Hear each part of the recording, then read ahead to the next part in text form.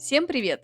В этом видео мы с вами отправимся в путешествие на вьетнамском поезде из Ханоя в Дананг. Мы посмотрим, как выглядит вьетнамский поезд изнутри, почему этот маршрут считается одним из самых красивых и живописных во Вьетнаме, и почему стоит выбрать именно поезд для путешествия по Вьетнаму. Поезд – это несколько недооцененный вид транспорта со стороны туристов во Вьетнаме. Обычно иностранцы выбирают самолет или автобус для путешествия между городами. Однако самолет стоит недешево, а в автобусе ехать целую ночь очень некомфортно, даже с учетом того, что во вьетнамских автобусах вы можете ехать лежа. Поезд же часто остается в стороне, хотя он вполне комфортный для длительных поездок, и стоимость билетов приемлемая, в зависимости от расстояния. Вьетнамский поезд состоит из нескольких типов вагонов. Здесь есть вагоны с четырехместными купе, шестиместными купе и обычными сидячими местами. Бывают также вагоны с деревянными лавками для совсем бюджетных путешественников и СВ-вагоны с двухместными купе, но они есть не в каждом подвижном составе. Шестиместное купе считается местным плацкартом, поскольку здесь расположено 3 кровати вместо 2 в одном ряду. В таком купе вы не можете сидеть, выпрямившись полностью. Большую часть пути вы будете ехать лежа. Чтобы купить билет на поезд из точки А в точку Б,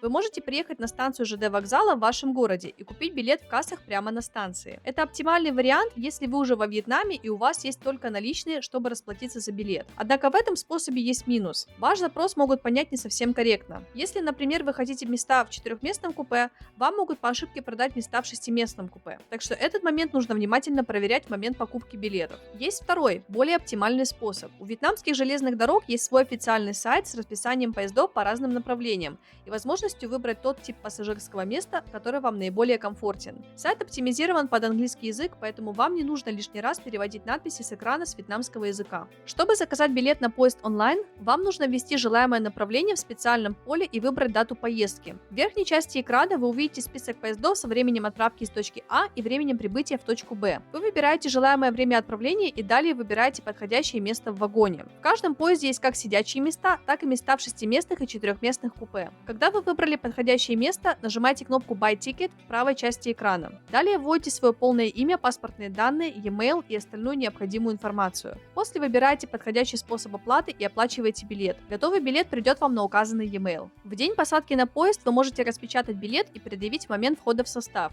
или показать его в электронном виде проводнику. Теперь вернемся к нашему путешествию. Мы ехали в улучшенном поезде по направлению Ханой-Хошимин. Этот поезд был отремонтирован и обновлен изнутри специально для иностранных туристов, хотя вьетнамских пассажиров в нем ехало намного больше, чем иностранных в тот день. Сам вагон был довольно чистым, без насекомых, с чистым постельным бельем и небольшим декором на столах. На столе даже лежал свежий номер журнала про путешествия. Правда, почти весь он был на вьетнамском языке. Мы взяли 2 места в шестиместном купе. Под нижними местами есть немного места для багажа, но наш чемодан оказался настолько большим, что его пришлось положить между нашими сиденьями. Мы выехали из Ханоя около 9 часов вечера и прибыли в Дананг на следующий день около часу дня. Утро во вьетнамском поезде начинается очень рано, так как вьетнамцы любят вставать с восходом солнца. Примерно с 7 часов утра начинается развозка еды по вагонам. В каждом купе есть меню, в котором вы можете посмотреть ассортимент блюд и напитков и заказать то, что вам понравится. Цены на все очень демократичные. Мы в тот день заказали только классический вьетнамский кофе со льдом, так как остальная еда у нас была с собой. Вы никогда не останетесь голодными во вьетнамском поезде, так как развозка еды и напитков тут происходит примерно каждые 2-3 часа. Если же вам лень ждать развозку, вы можете прогуляться до вагона ресторана, который находится в самом первом вагоне, и попросить вьетнамцев сделать вам напиток или приготовить порцию еды. В каждом тамбуре есть туалет, часто с туалетной бумагой и довольно чистый, настолько, насколько это возможно в поезде. Умывальники стоят в начале вагонов отдельно. Переходы между вагонами довольно удобные, с автоматически открывающимися дверьми. Если вам наскучит сидеть или лежать, вы всегда можете пройтись по вагонам и немного размяться. Этим мне путешествие на поездах всегда нравилось больше, чем на автобусах. Тут больше свободы движения в процессе поездки. Теперь давайте посмотрим на самое главное – атмосферные виды из окна. Ведь это одна из основных причин, почему стоит выбрать именно поезд для путешествия по Вьетнаму.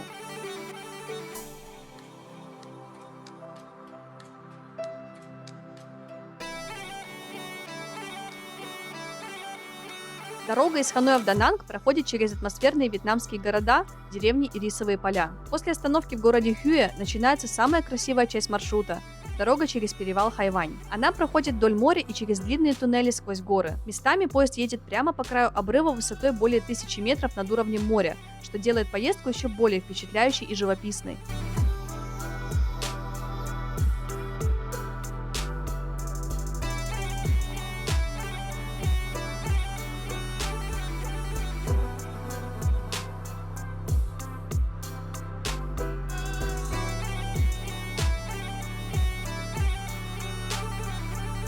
Если вы будете во Вьетнаме, обязательно попробуйте путешествие на местном поезде и посмотрите из его окна на живописный традиционный Вьетнам. Спасибо, что досмотрели этот ролик до конца. Подписывайтесь на канал, чтобы не пропустить другие интересные ролики про Вьетнам. Всем пока!